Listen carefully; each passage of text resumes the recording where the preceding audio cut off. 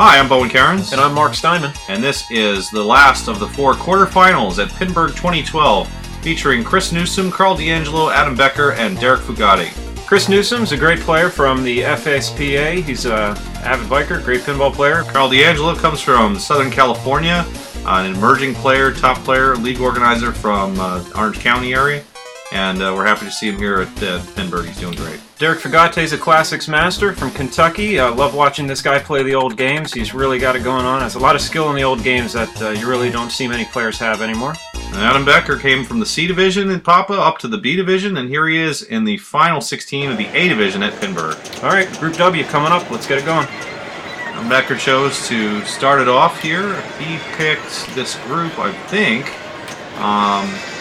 as the high seed coming into the group, and he likes Twilight Zone. Pretty interesting, something we were just talking about off camera is that both Newsom and Fugate played this group last round, and both Becker and D'Angelo haven't had nearly as much time on these games as the other two players, and Bowen is saying risky choice for Becker because he chose a group that two of his opponents played. Yeah, and Chris Newsom hit a 700 million score on that game, and here's Adam with only 38 million on ball 1 as Derek takes over, and I'd say he's got to be a little worried, but he knows Twilight Zone, he owns a Twilight Zone, so he must be ready here. Here's Derek. So Bowen, whenever you're starting off on Twilight Zone, what is your general strategy if you're walking into a tournament? And you're playing a game that you, well, in this case, Derek has already played around on it. But if you're walking up to a game that you haven't played before, or you're walking up to Twilight Zone, you haven't played it before, what's your number one goal here to kick the game off? One of my big goals in any game really is to start at any multi-ball as early as possible. Basically, to get into the rhythm of the game and to get into a situation where you're at lower risk of losing the ball. One bad shot and you're drained, and you're 1/3 of the way through your game. You're going to sit there and watch 3 other people play. It could take 10 or 15 seconds to have that happen. But if you can get into a multi-ball, you get a little bit of rhythm going, and you also learn the bounces, you learn the shots, and you can lose a ball or two and still be all right. So for Twilight Zone, that means shooting those ramps, the left ramp, right ramp, as Derek has done here, and then the lock shot is just to the right of the right ramp. So here, I shoot the left ramp and try to plug that lock. And there he goes. The lock shot is tough there because sometimes it bounces out. In this case, it bounced out into the piano, giving him the Battle of the Power Award instead. Derek's also doing something which I don't really agree with, which is to fire the ball away out of the slot machine kick-out. Well, actually, if I remember correctly, in the previous, tough drain for Derek there, but I remember in the previous group, Derek had a tough drain kick-out out of the slot machine, and maybe he's flipping away now, just because he's a little shaky on it because he has had the extra experience, and in this case it's causing him to try to change his strategy, adapt a little bit into a more risky type of play. You're right. In the round of 24, he lost the ball by bounce over, just like Chris is doing there, where the ball came out of that kick out in a squirrely way and just glanced off the flipper and down the middle as Chris. And maybe a little more of an aggressive move than necessary there to save that ball for Chris, but it didn't look like it was going to be a tilt to me. This is a perfect time for me to mention this. In the first round, this Twilight Zone had a tilt that was set up that was incredibly loose, and it was so loose that the tournament director made a decision to go ahead and try and tighten it up and to give the players who are going to be on this machine from here forward another 30 seconds of warm-up on the machine just to get used to the new tilt because they were worried it was going to take too long. And this might be a situation where Newsom, who had played the game with a looser tilt, didn't adapt to the change. So that he's probably a little bit more frustrated about that tilt than we think. That's a good point, and to have it happen so early in a ball when Twilight Zone, often a game where just grinding and producing results, that you just go and see how much you can get out of it. Here's Carl, and Carl's bouncing over as well. So Carl and Chris and Adam all employing the sort of bounce over out of the slot machine, and it hasn't failed them yet. I think the bounce over on Twilight Zone has got to be the standard strategy. I mean, I think most people probably, whenever they walk up to a Twilight Zone, want that to work because they know it's the safer way to go. Yeah, I think it's bogus, man. Back in the day when you set up Twilight Zone for a Papa Final, You need that kick out to be so nasty that the bounce over will fly out in the slingshots and try to drop catch. It's too fast. It's interesting here to see this Twilight Zone set up in a reasonable way, and we've seen some huge scores. We've seen over 1 billion from Gavin Miller and Josh Sharp in the earlier round. Two things come to mind. I mean, setting up all the games for Pinburgh, another tough, or it's a tough right out lane there for Carl. Setting up all the games for the Papa tournaments and for Pinburgh, it's setting up a game for a tournament is such a moving target. You hate to change a game like we did on this Twilight Zone in the middle of the tournament, but you make decisions and you stick with them, and you hope it works out. And that's a tilt. That is absolutely a tilt. That would have been a tilt on the old Plum Bob the way it was set up, but yeah, he got every bit of that one. He's got the entire game out of alignment there, and 2 balls down for Adam Becker on his first choice, and Derek drains immediately trying to aim for the gumball machine, and he bounced it over there, but then he didn't take the time to settle the ball. He could have settled it on the left flipper fairly easily there and just waited it out until a trap ball shot. And I often see players do that when maybe would have been like that where you'd have to flip it away. Oh, the left out lane is eating people alive! Holy mackerel! 3.5 million for Chris Newsom after 2 balls. That's really got to be obviously disappointing, but hugely unexpected. If you had 4 million in the over on that, you're losing. I mean, it's so many times it comes down to it comes down to 1 ball, and I don't know how many times you've watched players who are struggling come back and then just devastate a game because they stayed with it. And as a player, whenever you're put in that kind of hole, you just have to just plan on getting a house ball and focus on what you have left. I know Kaylee George, another one of our commentators and an incredible player, he sets up a lot of his games as 2 balls whenever he's just playing them in his basement, just because, hey, I'm probably, I'm going to get a house ball. I got a house ball, and you got to be basically ready for that. And then you get 3 balls in the tournament, you're like, yeah, 3, awesome. Carl's got multi-ball it, and he may just backhand the ramp here. Yep, that'll start multi-ball. Jackpot will be 40 million up there in the little baby flipper shot. He's kind of flipping that in anticipation of the ball kicking around for a 40 million shot.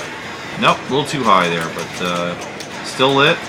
You need to have all 3 balls in play. And here, an important thing is just being able to change your focus. And a ball bounces in to Karam as he also relights the jackpot.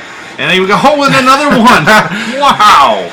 That's how you do it right there. That is it. All 3 balls out of play now because they're all sitting haven't scored. Go take a nap. The game's got to catch up. Jackpot, relight, jackpot. The slot machine can't kick them all out. That's as good as it gets. And that was a nice flip there. He's got the and that would have been a great score to get the camera lit there with the ball already on the right ramp. The jackpot goes up by 10 million every time you score it, so the minimum jackpot now is 60, but he's got it up to 75 for hitting the greed targets, the little yellow targets. Yeah, what is it? Well, be specific about that. What is it that's raising this jackpot? Every time he hits one of the yellow flashing targets, it will raise the jackpot by 5 million. So he's got it lit now for, I think, 75, from hitting now 80, from hitting 5 of those yellow targets. This is a great shot here if you can get it in. It's 85 million. Third jackpot, and this is a huge multi-ball at this point. And I mean, with the scores that the other players have, he's got to feel great about this. This is, there he goes down the left. The double drain. Holy smokes. I take that thought back. Yeah, but that was a great ball, and 3 jackpots, over 300 million for Carl D'Angelo, and an uncomfortable lead. Here comes Adam with 40. Yeah, and Adam clearly knows how to play this game. He's finally locked that ball up, and I'm hopeful that he'll turn in a better ball here. But missed the second lock shot there, and luckily it went up the right ramp instead for him. You can tell 7 million odd change. Oh yeah! There's just no hesitation in what Adam's doing. You can tell he's intimately familiar with Twilight Zone. He knows exactly what he's going for. Every shot is with purpose. But there he's in trouble in that he needs that left ramp, and still in trouble. This could be a left out lane. Nope, he's got it back. And that was a good bailout there, firing it into the right loop. Look at 15 million, not the power ball. but more importantly, gets the ball back under control, and he can backhand and start the multi-ball. Now that's another miss, though, and back in trouble. Ew. So, what's your strategy with the Powerball here? I know there's been some debate in the past on whether or not tournaments should leave the Powerball in or pull it out. I know setting up this particular game, there's one less ball in the gumball machine, which will cause the Powerball to come up slightly more often, but some of the European tournaments just pull it out entirely. As Adams missed the left ram now 4 Another odd times change. to try and start the multi-ball. Missed it twice on the backhand and twice on the forehand. 5 misses now. I think I jinxed him. And maybe there, finally, the 6th shot. Boy. And you wonder if that's a little bit of nerves there. As far as getting the Powerball, as a player, I don't want to give an easy Powerball to anybody else. So I want to cash those in 2 at a time. And I like having the 1 ball out because then it's 2 at a time instead of 3. So you will actually not shoot the orbit. You will not lock a ball in the gumball machine intentionally until And you he's have got a 2 of them bouncing ready. jackpot just like we saw from Carl. That was like a slow roller in there. Well, that's how you shoot. That's how you shoot it now. It's a new strategy. You just Oh, have okay. to carry them you in gotta up just there. carry them in there. And 60 million first jackpot. Second jackpot's lit for 50. But let's see somebody make the jackpot legitimately here. Come on. Derek's shaking his head in the background right now. Well, they all count, but Adam Shotmaking, there it is, another Karam jackpot. I'd say Adam Shotmaking hasn't been the best here, but he is surviving, and he's gotten 2 jackpots. I mean, he's got 200 million on the board. Take what it's given you. You're putting yourself in a situation for success. It doesn't have to be pretty. I mean, you're getting the points. Oh, this and is that's all not pretty. There, no, this is not pretty at all. But you got 3, you get 200 million, and this will start Powerball. So he remembered that he lit the second gumball before multi-ball started. He knew to shove it in there. 20 million to start. Powerball comes out again. One more right loop shot will get 10 million plus multi. Clearly familiar with the rules. Absolutely, and this should be a one-timer. Oh! That's painful. And he was comfortable there. Balls in the bumpers. In This the is left. huge trouble. And another bailout. He has gotten a lot of bailouts on this ball. That Powerball near the left out lane is it's a vacuum on the left Powerball side. in the bumpers is like, it's got to be at least a 50-50 chance of draining there, but instead he gets it right into the left in lane for an easy shot at the multi-ball start. And with 200 million on the board, this is an opportunity for him to pad that out, and he's got Carl at 300. What would you say his bonus is right about now? He really doesn't have any bonus to speak of. The bonus he's getting these earnings from here, but he hasn't done anything else that would introduce bonus. Both balls on the power Get field up there. here. Get up there. Get in your hole. Long timer here with 2 balls. Even those ones come down, there's a long timer with the second ball to go in. So for players who aren't familiar with controlling that power, what do you do? Because I know it's, what is it, 250,000 a switch whenever... In Powerball Mania, it's 750,000 switch, and he's in for 50 million jackpot. Nice. I've seen players just do nothing but, like rattle off the flippers left and right and just as fast as they can. And I've seen other players... I think that there is plenty of opportunity for aim. You want to have the ball underneath the flipper where the goal is above it, that hole, and basically draw a line from the jackpot hole to the magnet, and then past that's where you want to flip from, because that's what will power straight up into that hole. So that was a good flip, but flailing around just makes it so the ball will never really get to that point. You won't get as many 750s, but you got a much better chance of making 50 million. So you're saying you wait until it's almost past the magnet. Now would be a great time when the timer would come out for him, but I want to wait and make every shot you make should be an attempt to really get in there. Now, he played that pretty well, and he's got 10 million clock millions round. He probably won't play this for points. So where are we at here if he can score-wise? hit the center, I would guess at this point he is passing Carl. It's got to be at least And close. I'm going to guess around 350 million total. Twilight doesn't do a great job at all of telling the player what their score is on a frequent basis. And congratulations, you got 30 million. But what is that? But it's probably about 120 million in bonus on a 4x multiplier. 162, big bonus. That'll put him into the lead at 431 million, and that will give all of these players the target score to chase for this one. So everyone else is on pins and needles. Carl knows that it's well within reach. Well, it's well within reach for all the players. Carl obviously has far less work to do. Here, Derek has done the other players a favor by cashing in that gumball. Now the Powerball is next for whoever gets it. If it's Derek's, hooray for him. But if it's someone else's, now I think that on ball 3, the player might adjust their strategy and just take it anyway because it's still points. Do you think that maybe he is saying, I just want to get as many points as I can in hopes to beat out Chris, just to separate himself a little bit with Chris sitting at 3.5? Maybe, but if Derek feeds Chris the Powerball, that could be that could seal his fate. I'm not completely convinced. I think that Derek is taking points that are on the table, and it's good. And here's a multi-ball start for him. This is an opportunity, of course, to get all the way back. What a great light show. Great design on this game. Yeah, you don't think about these kind of things, but all of that is completely choreographed by the design team. And at one point, in an early version of the software and the hardware, there were 3 magnets in the game. One on the 2 that you normally see, and a third one out by the lock area. As Derek scores a jackpot, and nobody is scoring jackpots on purpose here. I don't know how to play Twilight Zone. Apparently you care about everything else. Everybody is picking up major jackpots here, and it's working out. But again, they all count. We've seen 6 jackpots, and I don't know that any one of them was made with a direct shot to the jackpot. That is so devastating just to see that ball train going into the trough. So he's sitting at what, 145 here? 145, and he's a bit of flailing there. Yeah, he didn't get the ball under control at all there.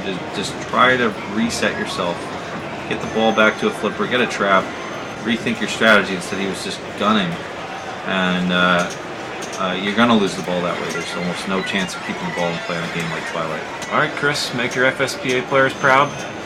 Yeah, he's got to. I mean, 4 million, that's in world's worst scores territory. At this point, he probably just wants to take his score from last round and divide it in 2 if we'll let him, but unfortunately, that's not possible. Yeah, definitely, man. That would be, 700? To take the 700 and average it with this, and you got 2 pretty good games. Nice nudge there to keep that out of danger on the left outling. He's got to make the left ramp to light lock and plug the lock a couple times here. But he's taking the gumball, and remember that Derek set him up for this.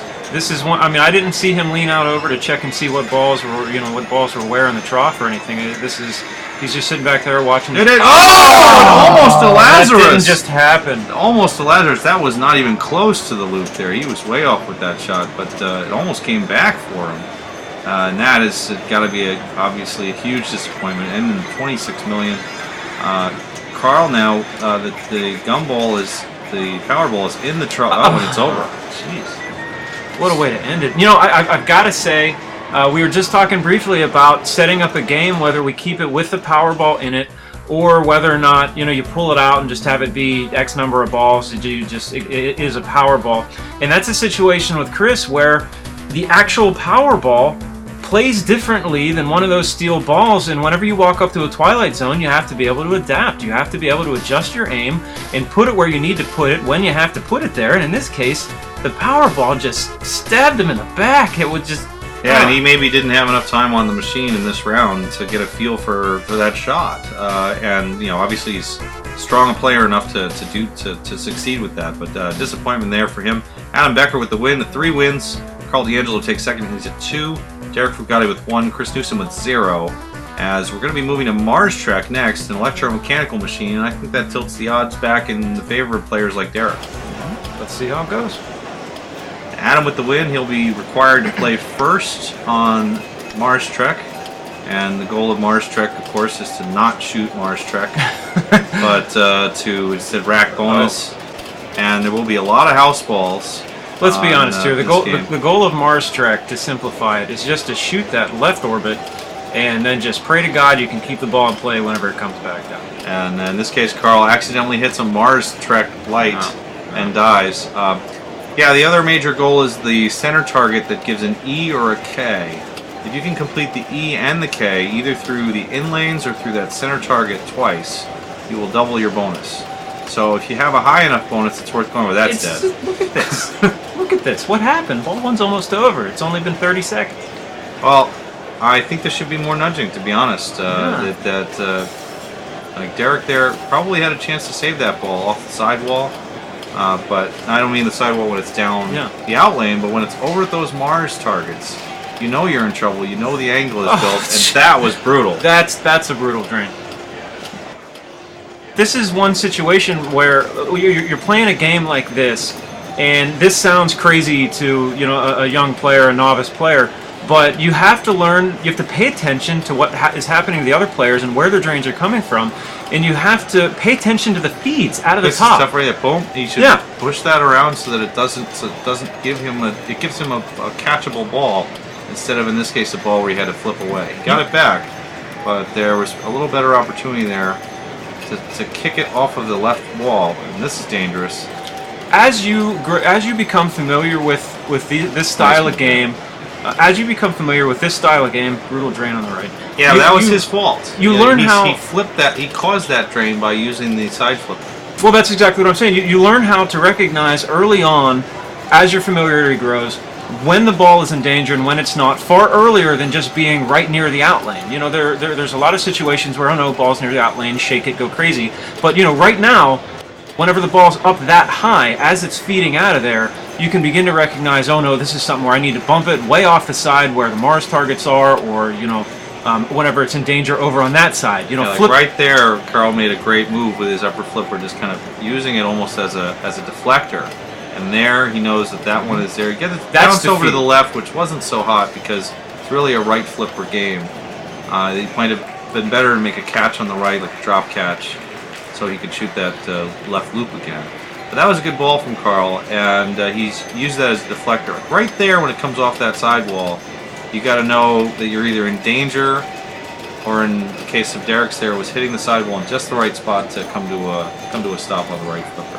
But you've got to make that judgment, like right now, even now he's in danger. And if he had hit if he had nudged the machine to the right, when it hit the wall near the S target, that drain would have been avoided. It sounds crazy to predict drains whenever the ball is still so far in play, but it's true. That was fine right there. That's it. You watch where it hits on that on the rubber up there, and you just learn to recognize when it's in danger and when it's not. Yeah, and good Chris drains by missing the left loop there. As at the end of ball 2, we don't have much on the board really, and any player could win. The leader right now is Carl D'Angelo, but this game is wide open right now. Anyone can take this game home. And I don't think there was much that Adam could have done about that drain. Off the top of the slingshot and across the playfield to the other side. Well, but Carl did great there. That was perfect. Missed the loop shot, but it worked out. When it's all said and done, it's still pinball. That was pretty too. Sometimes pinball is just a brutal mistress. Wow, it's like you can play this game for money, right? Yeah, right. Here we are. Yeah, these players have is now they're entering their what is it? This is roughly the 24th hour of competition for these players. Oh yeah. Played 10 hours on Friday, 10 hours on Saturday. You're tired. You got to control your sleep, control your energy, and on this game, you almost got to control your patience. If you play too fast on this game, you're going to kill yourself. Oh, danger, danger, danger! Do you see how high it hit above the S? Yeah. And it wasn't. He probably could have done a little bit with the side flipper there to help, but it was definitely in danger from the start. And basically another house ball. Chris is in trouble here, and he's got it back, and he's got one of the EK letters. So if he hits the K, he will get double bonus. This game is eating them alive. This is wow. No one is getting control of this game. But a lot of the drains are player caused, and side flipper too. You think you've got a flipper, you've got to use it. The ball is on a flipper, right? You got to use the flipper and flip the ball away. Well, that's the opposite of what you want to do here with that. And Adam shooting the stuff on the right a little bit, which truly isn't worth that much. That was nice. I don't know if this is him shooting it or just, sometimes you just put yourself in a position, whether it's, brain freeze or just, bail out, basically. Just get the ball out of, get it out of there. And he's taking shots for the double bonus. He's got it. Yeah. That is a risky decision, but it's going to pay off for him with at least at this point an extra, looks like 50,000 to 60,000. I don't have any problem with that at all. I mean, especially like I know You shoot that from the left side, and it's almost instant death. Shoot it from the right side and pray. At this point, with the scores the way they are, I have no problem with Adam taking a pot shot at that center target and trying to just, double up on the bonus. Get what you can. That's drained, but he's not going to touch that. He's not even going to try to shake that because of this huge bonus that's paying off. 400,000 points now for Adam, and it's still, by overall measures, it's not a great score on the game, but it's the top score by far right here, as this game is just eating everybody alive. Carl playing the upper flipper very nicely there to get into control the trap. So, nice save that was there. Pretty well done, Carl. So, for the players who aren't as familiar with Mars Trek, what is the upper saucer worth in this game? Points. It's worth points. Where's this bonus coming from? More importantly, it's worth advanced bonus. You get an advanced bonus from the red spot target as you go through the lane on the left. You get an advanced bonus from the center hole at the top. I think you also get an advanced bonus from rolling into the R or the T, and that was very nice by Derek. Using the wooden sidewall to save the ball off the wall. There's no rubber posts on this game on those sides, and so that move was the only available move to make. And he has been getting a lot of unfortunate drains out of the top. Correct me if I'm wrong, but did Derek not roll Mars Trek in the last round?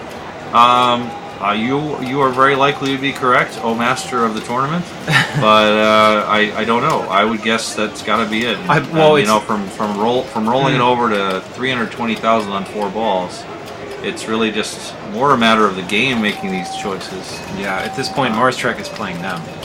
Yeah, and Chris probably hasn't out of the 4 players. Chris has had probably the worst run of play with some induced drains there, and that.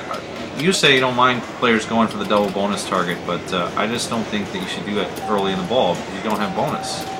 If you get the double bonus, what do you got? You got double 30? I think the situation with Chris there is a little different than the situation with Adam because the scores were more even with Adam, and yeah, I don't know. Maybe I'm just trying to cover up Chris, it's true that Chris did have a little bit more of a distance to chase. Now though he's in jail with 1 ball left and 200,000 he's going to have to get. You know what though? This is where you're talking. Oof, jeez. And he does get over. So Carl does beat Adam for 444. That'll be worth at least 1 win. Any of these players could still win. Oh, and that's bad. That's bad news right there. That's it's an excusable drain there, but disappointing, to get the ball on a flipper and then still have an error out. So, but Chris could go all the way through here. He's got to get what about 220,000? He can get the double bonus maxed out, but just get your bonus up, shoot that loop. Nothing else. Hole. He just wants points. He just wants to at least get a point here. Totally, yeah. And that was nice. That was nice to get control here. I would consider like a post transfer here, and there it is. Yeah. But a little strong on the post transfer. Probably the first time he's tried it. I think it's the first time anyone's tried it. Yeah, it's true. I haven't seen anybody else do a post transfer. There is a side flipper shot. There. I just don't like that at all, and it causes the drain that ends the game. If Chris held the flipper up there and just let the ball roll off it, instead it's going to roll off probably to the left, bounce over to the right, and you're back in control. Shooting those Mars targets is just, there's no value in it. And this is the beauty of the Pinburgh format because you have 4 players here who just duked it out on a Twilight Zone machine that is a totally different style of machine, and then you're moving over to an electromechanical game that's going to require a totally different set of flipper skills. So, it's not random that the electromechanical game is after the DMD in this format. It's you're challenging players. You're setting up an obstacle for them, and it's, the best players overcome it. Sometimes the format beats up on the rest. And there's a significant difference between, say, an upper flipper on Twilight Zone. You'd never just let the ball roll off one of those flippers, and now Mars Trek, that's the way to play it. It's totally different game knowledge, totally different skill set, and one of the ways in which these players are tested at Pinburgh. So through 2 games, we've got a tie for first between Carl D'Angelo and Adam Becker at 5. They were way ahead of Derek Fugatti with 2 wins. And Chris Newsom at 0 is deep in the hole. He is going to have to win this next game on Funhouse to recover. Yeah, Chris isn't happy with where he's at. He's got a 0-0, and he's a better player than that. Than that shows. He's absolutely capable of rattling off 2 straight wins and coming out 3-3 for his 6 total points. And at that point, there's definitely a possibility he could still advance or get into some type of tiebreaker. We've got 2 games left, and Chris not happy with where he's sitting, but definitely capable of bringing it. And never intimidated. No, absolutely never intimidated. So as we go to Funhouse, he is poised to just rock it as best he can. Let's get it on. Oh, Funhouse, you've beaten up on me so much. It's evil. The doll is evil. I don't care what anyone says. Rudy is not your friend. I thought we were friends. Carl's coming up, trying to get control of the ball, doing everything he can to get that quick multi-ball start, and takes a pot shot at Rudy. I don't know. Would you shoot at Rudy? What do you do with the upper flipper? I'm not going to shoot at Rudy at all if the Funhouse mirror is lit. I'm going to try to shoot that other loop to earn the trapdoor bonus. And the biggest reason is that I need to get used to that shot later in the game for when actual multi-ball Now begins. you're shooting at Rudy here. Now you're shooting at Rudy for the free million. There it is. Million all day. And Carl doing a nice job keeping the other ball on the right flipper trapped so that he can take another million shot. He's not going to miss that shot. You know, one thing that is more challenging about this quick multi-ball setup, whenever you're playing the regular multi-ball, you're shooting the ball into the trap door, and generally speaking, you're going to have a ball cradled on the right flipper, and you're going to have time to post pass it from right to left whenever the ball is going from the trap door through the subway into the scoop. Whenever you're playing this quick multi-ball, you're shooting the ball into Rudy's face, and it's just a redirect. It's a rebound, and it comes right back at you, and it's not nearly as controlled as the other multi-ball, which whenever you get into a groove, you can rip off several jackpots if you just don't miss the trap door and are capable of doing a simple post pass. Yeah, Carl looks really strong on this. He's put up 3 jackpots right off the bat. He's over 4 million already. And Chris Newsom can't be too thrilled with this. No. As Chris really does need the victory here, or he's not going to. No, look at another one. Yeah, and he knows where the ball is. He's got another one set up. This is going to be 5. He can make this shot. Oh my goodness! You're coming out here on ball 1, and you're dropping 6.5, and you're in your first quick multi-ball. Another one. Almost 6.5, 5 quick multi-ball jackpots. He's feeling good. Derek and Chris right now are not feeling good. And missed shot there to the lock, but he's also earning time so that as soon as this is over, he will have the lock lit for the regular multi-ball. Just one other advantage of playing quick right off the bat is that you get all of that time from ramp shots, from loop shots, from the lock shot is 10 minutes. Yeah, he's already... ramp shot, it would have been 15 minutes. It's not going to give him 11:30 because it doesn't need to. He's already sitting here at 11. 6! He's already sitting here at 11:25, and in this game you can lock a ball at what, 11:15? 11:30. So well, no, 11:25. You can shoot the lock right now, and it'll give him 10 minutes for the lock. There it is. That'll do it. That's it. That was if that was an intentional shot, then Carl is on another level. But he's going to probably roll this over if he can. And all right, that's how you do it. I don't know how to play Twilight Zone. I don't know how to play Funhouse anymore. It's just redirecting everything. To lock the ball, you just have to shoot the edge of the E target, apparently, and then it will go right in. It's that simple. Thank you, Carl. But this is just astounding. Obviously, there he's actually aiming for the ramp, and I think Carl strategically he may have wanted to choose to plunge full around to get a shot to start the multi-ball instead of soft plunge.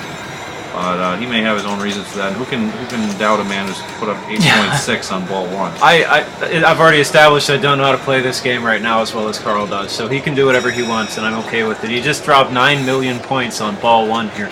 So one unfortunate aspect of the tournament mode on Funhouse is that he will be knocked back to 11:30 on his next ball. The reason is that players can lose or gain locks from turn to turn. So they basically won't let any players carry a lock forward from one ball to the next. So Carl will have to relock balls on ball 2, and it will be not too difficult for him to get to multi-ball, but he'll have to start that process all over. As Adam starts multi-ball, he's an instant shot for $1 million. Nice, very nice. Only 5 more to go to catch up to Carl's multi-ball. So the lock situation is just a byproduct of the way they made games in this era. There's a lot of different games with that type of situation where it won't necessarily, it won't cancel your locks. They're still waiting for you. You just have to relock them. Yeah, and it's actually, I think it's fair. It's probably the only way you could have been fair to all players because someone could walk up to their next ball, and if there's 2 balls in the lock, Bam, it's midnight, right. and if there's no balls in the lock, it's 11:30. It's a physical lock. And games like Attack from Mars get around this by not actually locking a ball at all. They just count up a number and say, "Oh, you've got 3 locks now." I actually kind of prefer this. I prefer to say you've locked a ball. Well, let me actually lock a ball if you want me to do that. I want to see the ball locked on the playfield. Well, so many times we talk about pinball being this, physical game and physical interaction and things like that. It's, virtual locks, here you go. This is a nice physical lock. It's something you actually have to deal with. Possibility it stays in a flipper there, but it would have been asking a lot with as fast as the ball's coming the down. kick out from that Rudy's is very hard to redirect into his mouth because of how fast it is. 2 jackpots there for Adam on his quick multi-ball. But good progress. He's got 10 o'clock already, so more than halfway to multi-ball locks being lit. And I would expect him to put it here into the mirror, which will give him steps gate. Oh, and instead he misses the shot barely, and into the gaping hole that is the left out lane of this game. I think Adam's feeling pretty good right now. He's got 5 points and he's sitting on 3 million. He's happy. He knows that both he and Carl are ahead of the game right now, and at this point, you always want to have that killer instinct and really drive it home. But at this point, maybe a little bit of just kind of try and hang on. Oh, Derek, Derek with a mistaken plunge there. That is causing him to get into that danger. You can soft plunge and have it return to flipper. You can try to hard plunge and have it go behind Rudy's head. Basically, you want to do anything but shoot it into the pops. Don't shoot in the pops because what can happen? Well, exactly what we just saw can happen. Yeah, well, forget about draining the ball. You're also totally losing that easy quick multi-ball. The ball 1, you don't want to send that ball into the pops. That may be even more important. All 4 players in a tournament mode game will start with that green light lit at the beginning of the game to get the quick multi-ball. And we've seen 3 out of 4 of those players cash in the multi-ball immediately, which is really exactly what you want and need to do to get going. And for Derek, unfortunately, it puts him in a big deficit. And we've said Chris needs to win the game. Derek doesn't necessarily need to win, but he is behind the curve. He's got a 2-4 record for 2 games, and they are wins, sir, not points. So when you say Adam has 5 points, they're not points. The crowd's just going to have to bear with me on that because I'm used to saying points. It's important to mention. Everybody calls them points, though. So, sorry. It's not that. It's all right. It's important to mention that I'm still talking about Derek while Chris is just firing away on his quick multi-ball. But the quick multi-ball for Derek isn't gone. It's still going to be there, but he just has to hit the pop bumpers to relight it or work his way through the mirror to get to it. So I have a question for you, Bowen, as a tournament player.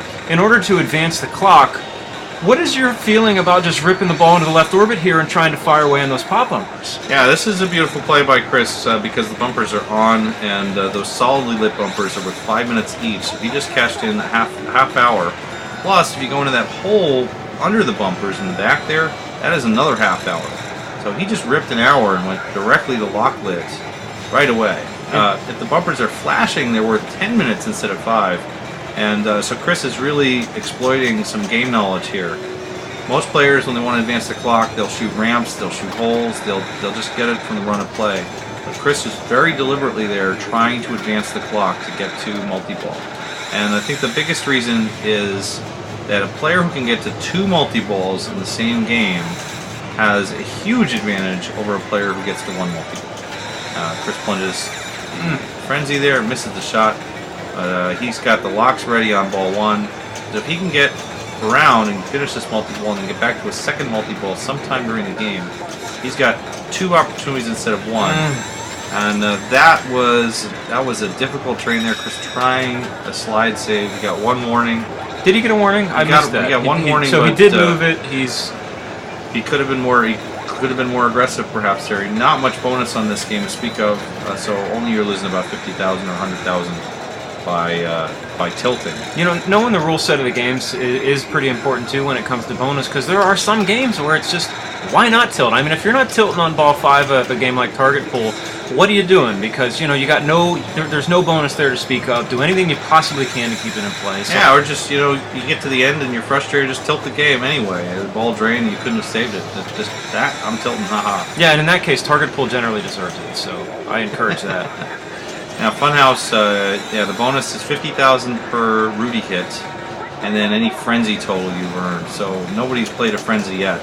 But Carl's hit Rudy 5 times, 6 times during that multi-ball, and that's 300,000 just by itself. But I'm sure he's looking for more points here.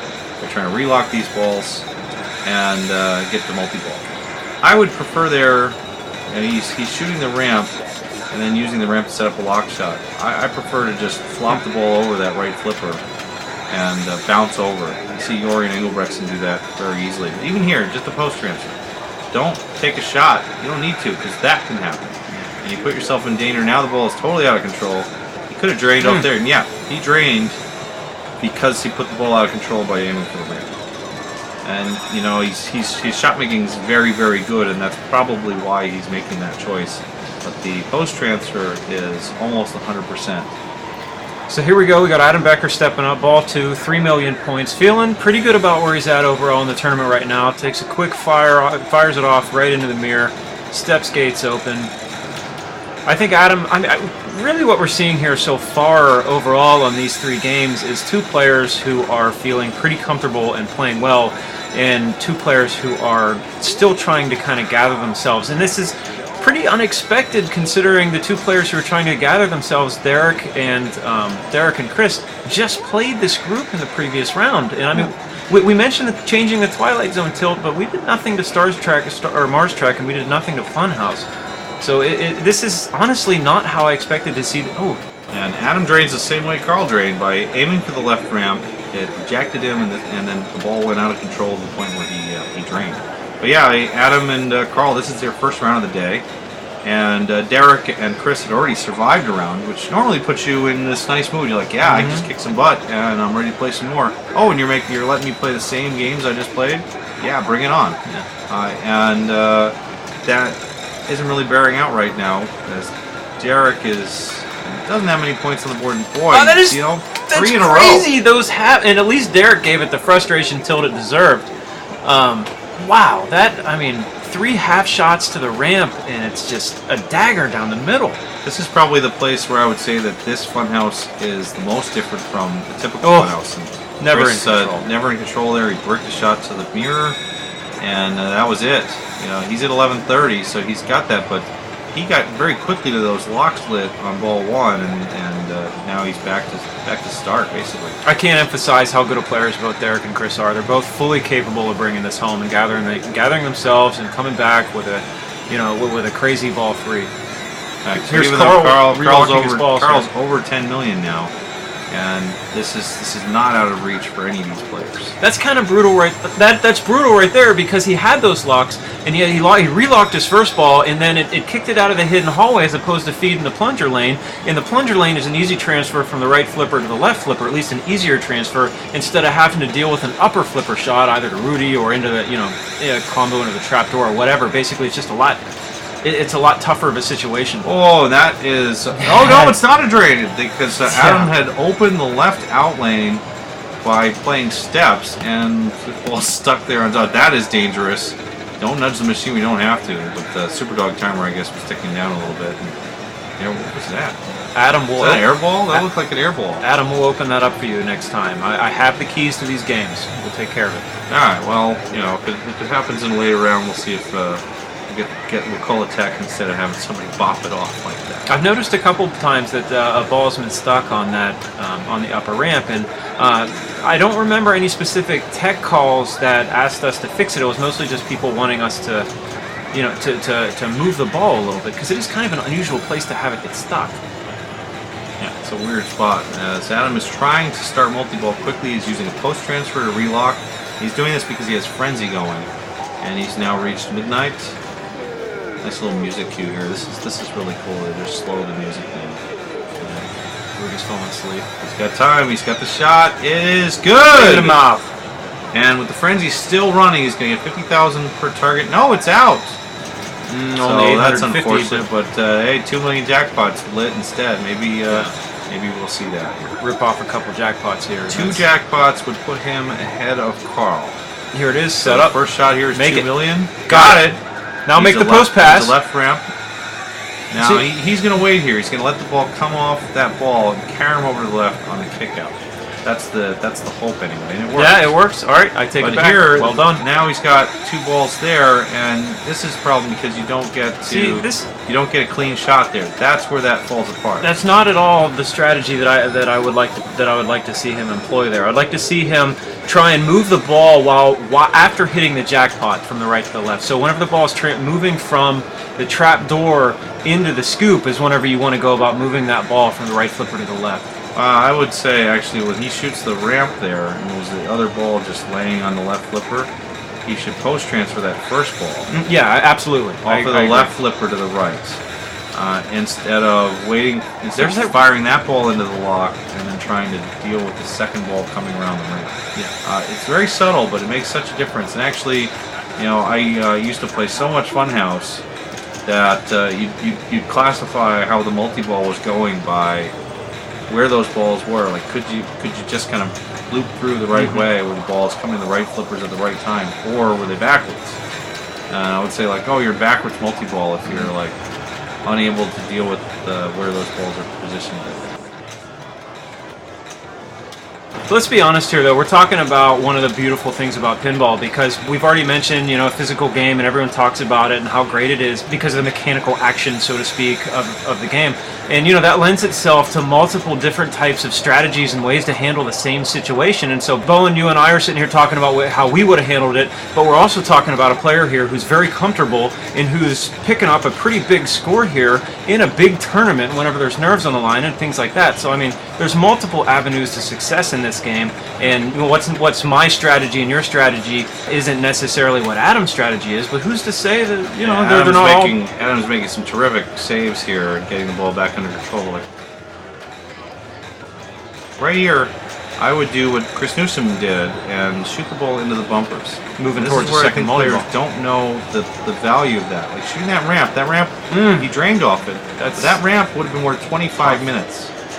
The bumpers, the flashing bumpers, are worth 10 minutes per bumper. So a shot to the left loop would have been worth surely at least 30 minutes and more like an hour. Do you think that So going for the left loop there would have been the stronger play in terms of his goal, which was to advance towards multi. Do you think that he's weighing the risk-reward of having a controlled shot on the ramp versus maybe a crazy feed out of the pops? Is that something that... Honestly, I don't think so. The reason I think this happens is that anytime someone shoots that ramp, the game tells them how many minutes they just got. Right. And it reinforces the idea that, oh, if I want minutes, so I got to shoot that ramp. But there's plenty of minutes. Like Derek is earning a ton of minutes from the right there, and he just advanced to 11:30. Seeing the clock moving and moving. The clock goes crazy. This is exactly what Derek needs here. He's got lock lit. He really needs to get into multi-ball, get 2 10 million scores in front of him, and there's that bank can again. What's up with that? That's how you do it. I don't know. I don't know. I'm learning something here watching these guys play. And Derek going to soft plunge here. He can maybe hold up the flipper, get back in, and eventually the ball will come into play, perhaps. There we go. Maybe a little flick pass right to left here. A little post catch, or nope, bounce over. That's a bounce over for sure. There's a bounce over, and Rick the lock. Get control. Get control. Okay. Gather yourself. Post transfer here. Nope. Going for the ramp. This will let him get frenzy. And he's got the same chance to get frenzy with multi-ball. Now he missed it. Now he has to deal with the out-of-control ball here, though. I mean, I recognize the value of stacking frenzy with multi-ball, but you had the possibility of a simple post transfer from right to left and then taking a shot at the lock. Yeah, I don't begrudge him the option to go for frenzy there, because being so he far is behind, so far behind that he needs that score. Like Chris Newsom here, I wouldn't be too surprised to see him trying to get that frenzy before starting. Oh, he fell in. So yeah, exactly. He's gonna start frenzy before multi-ball for sure, right? I love that. But it's only 20 seconds long. He's going to make this happen, and that's why you see a post transfer instead of a ramp shot, because it's faster. He's missing the lock though. This is big trouble. Gotta get control. And at this point, there it is. Okay. At this point, you pretty much consider the frenzy lost. He's not going to get frenzy with multi-ball. Ball's going to kick up the top here, I believe. No, he's got a fresh plunge. But into the bumpers, this is probably not the best because you can drain out of it. Yeah, 50,000 a bump, but whatever. Okay. Roll that over, maybe. It's the half ramp. Another post transfer. Frenzy is over, and he's not looking happy right now. Okay, I see what you're saying. So Chris there just plunged into the pops as opposed to the true He short plunged into the plunge pops because of the frenzy. the frenzy was running. Yeah. He's going to have 50,000 a bumper, but I Okay. would rather have a chance at 2 million, 3 million, 4 million. And it's worth mentioning that the frenzy points, correct me if I'm wrong, are awarded on the bonus. They're not directly added to your score. That's true. But at this point, you see Chris is ahead of Derek. That was interesting there. The first time we've seen a player just let the ball bounce over. Yeah. And wow. A lot of lateral movement. Real big miss there on the multi-ball start. And Chris in trouble here. Get a trap. Gather yourself. Okay, get a trap and relax. Ran for post. What's he going to do? Post-transfer. He's been post-transferring to get the other locks here. And, What's he checking? This is Checking his his problem. problem? He's in trouble here. He's kind of lost his confidence. That was nice. Needs an early shot here. Bring to it start home, multi-ball. Chris. There it is. So he's got the million. He needs 2 jackpots to draw close to the 10 and 11 million that Adam and Carl have put up. He needs 3 jackpots to be a certain winner. Moving into the L one. Perfect spot. Just in the lock shot. Oh, that There's ran another lock shot here. He's got the chance at the jackpot. Missed it. Oh, that was pretty though. Now this, if you post transfer, Now, did you post now, in live catch? Absolutely, post transfer that. He got away with that. Yeah, bounce it over. worked. All right, you got So it. it worked out. That was Adam did that earlier. Bam. 1 jackpot down. Nice ramp shot to complete. This is exactly Get what it up you there want. and then catch Now you the can ball. Trap the ball out Just of the hold the right flipper or up. Make that shot even before it comes out. A lot of times I know playing Funhouse, you don't even really have to look at the ball kicking out of the scoop if you can just hold the right flipper up and just focus entirely on that second jackpot. But that obviously all depends on the Funhouse. It's an important cradle separation coming here as Chris needs to try and get at least 1 more jackpot to get up towards the 10 and 11 million he's chasing.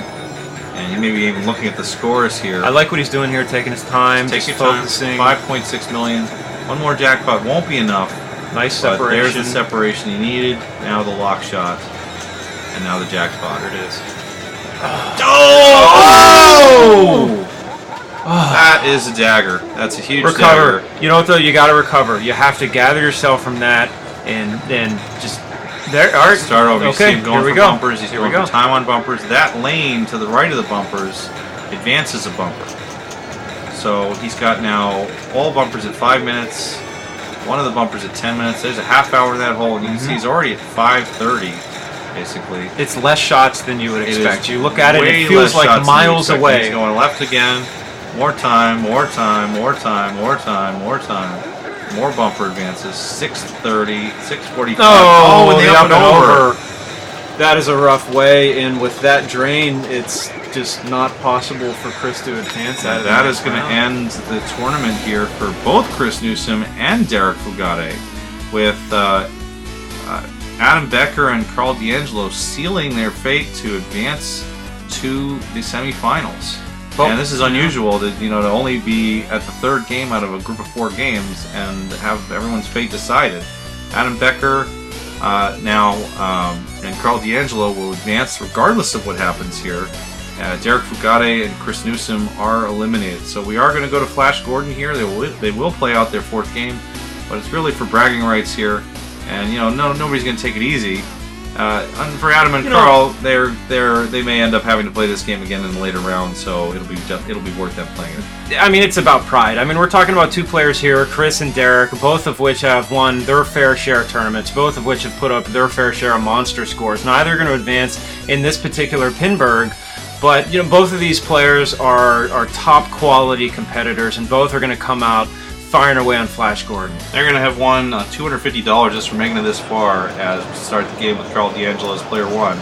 I think everybody's going to just come out firing here, and we'll look to see if anybody can hang a good score on a really difficult Flash Gordon. And let's not forget that both Carl and Adam haven't played this game yet, and there's definitely the possibility that one or both of them are going to have to play it in the next round. So you don't want to just throw away this game on Flash Gordon. I mean, you want to compete, you want to learn the shots, you want to see how the feeds are going to be out of those inline drops on the right side. There's all kinds of things you can learn from what is basically a free game. So I have to say, I've been in these situations only a couple of times in competition, and you do treat the game differently because you are looking to find out information to help yourself play the game better the next time. So you might see a player make really unusual strategic decisions, like Carl going for that right target shot, even when it's not normally the best strategy. Or backhanding up the right ramp here, as he's trying to do. More than usual, simply because he's trying to learn. Can you backhand the shooter lane? Can you get it the whole way up around that loop at the top with a backhand? You need a left hand. Is it possible to get it up there at all from either flip? Multiplier shot there. This is a solid ball here for Carl. And what kind of traps are there? Can you, if you're the type of player who's inclined to tap pass, is it achievable? And you're in an environment where there's no risk. So that's a nice backhand up there. A little too weak to get up, but right play. But you're learning something. Right here with this flipper, I'm going to shoot the ramp just to see if I can. But he shoots the target there just to get used to that. That is the most important shot in the game at the beginning of a new ball. So he may just be shooting that for information, or not. I don't know. But that's a really good ball by Carl, regardless of the situation. Almost 300,000 on ball one, and Flash Gordon is a crusher. Yeah, gathering information, getting the flow of the game. Derek stepping up here. Derek, knows how to play Flash Gordon. Well, I have a strategy question here for you, because Flash Gordon feels like a game where the qualifying strategy, tough ball for Derek. Anyway, what I was saying is the strategy for Flash Gordon in a qualifying situation, in my opinion, feels different than in a match play situation. I want to know your thoughts on.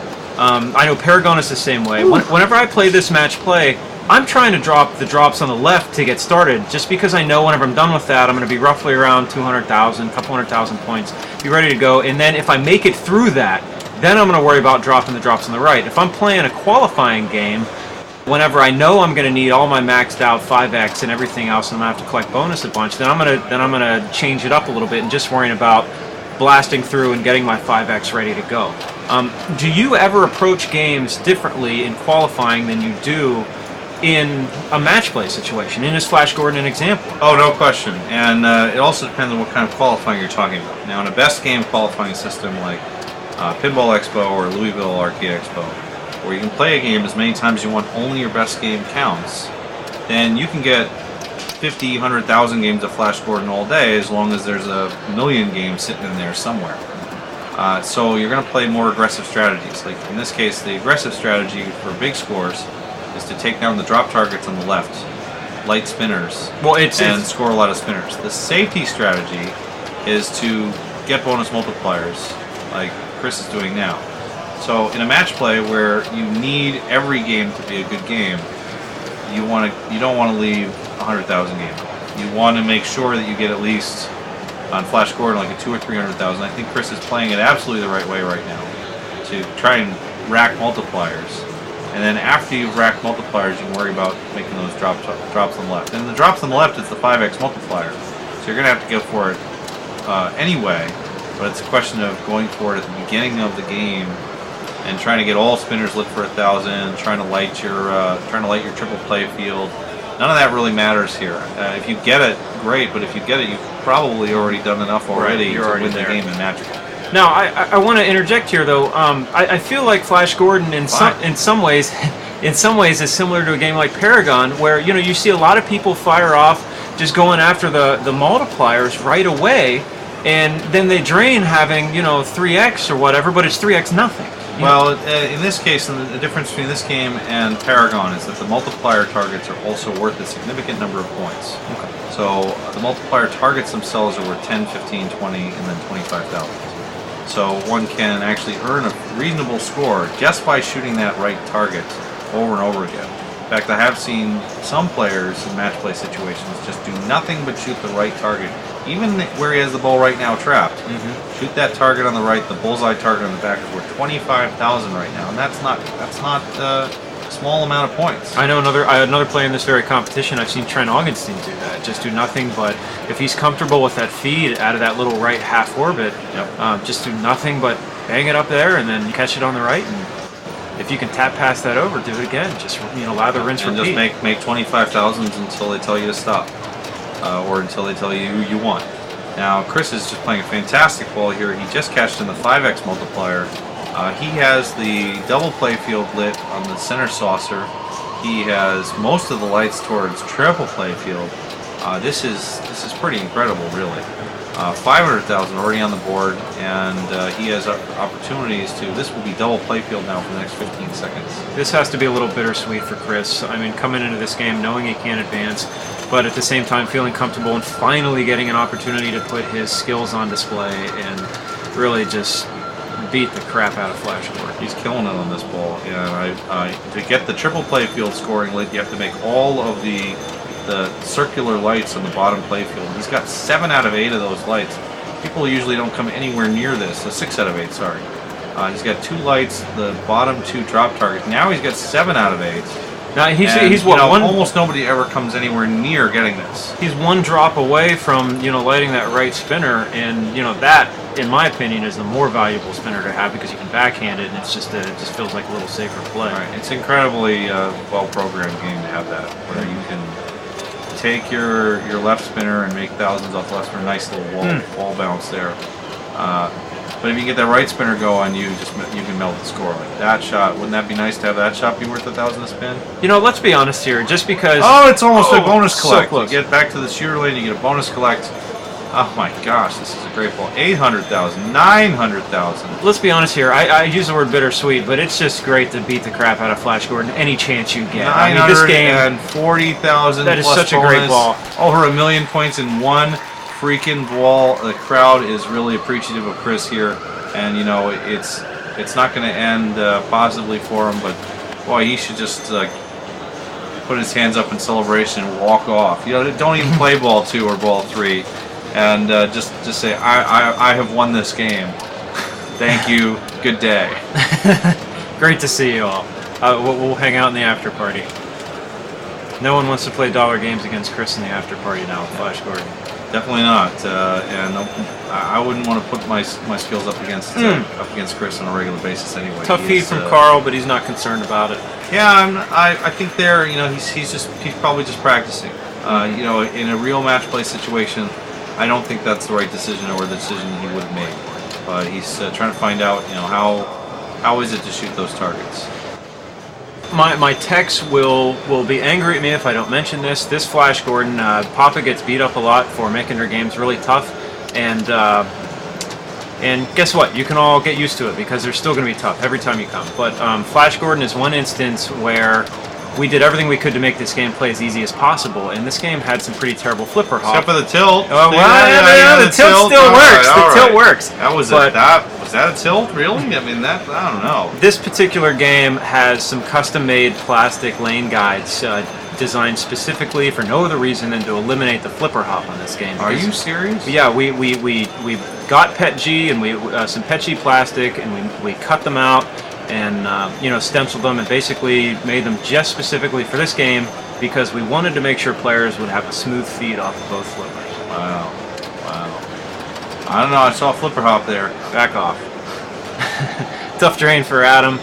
Every drain is a tough drain, apparently. Yeah, well, you got 140 of them here in Pinburgh. They're not all pretty to look at. You make the playoffs, you get extra drains. Yeah. For free. No one walks out of here still playing. You got to drain everything that you plunge. Yeah. Well, except for Chris. I think in Chris's case, yeah, Chris gets to play forever. This game, in ball 1, he pretty much played forever. He played longer than I think I've seen some 4-player groups play on Flash Gordon on his single ball. Chris is just thinking about going on a bike ride right now. He's in a happy place. Well, maybe not anymore. I take that back. He's got to be, like you said, bittersweet. Really happy with the score he's playing on Flash Gordon. But I'll bet he wishes that Flash Gordon had been the first game in the group for him. Yeah. For him to put up something this intimidating at the beginning, and maybe use it to roll into a good completion for other games, instead of being just the solo act as part of a difficult one. That's a good thing to bring up. I mean, since we do essentially have a game here where everything is decided, I would like to ask you about tournament situations and how you handle the stress of being in a hole. I've talked to Josh Sharp in particular about how do you... I was talking to him, and the conversation went something along the lines of, what made how did you get good? What made you push past that next level and break through that wall that so many players struggle with? And his answer to me was kind of funny. It made me laugh, and I think about it all the time. It was, I got sick of losing. He said, I just got angry at myself, and he said, I just lost so much that I didn't want to lose anymore. And so it wasn't necessarily him like getting over his nerves. If you want me to answer you, it's got to be fast. This is Flash Gordon. It's pushing through. But how do you handle those situations, where you're in a hole and you have to dig out of it? So I like being in a hole because nothing worse can happen. You're in a hole, and the worst that happens is you stay in your hole and you lose. Mm-hmm. If you crawl out of a hole and you climb out and you emerge victorious from the hole, it feels great, and you've set yourself up for success.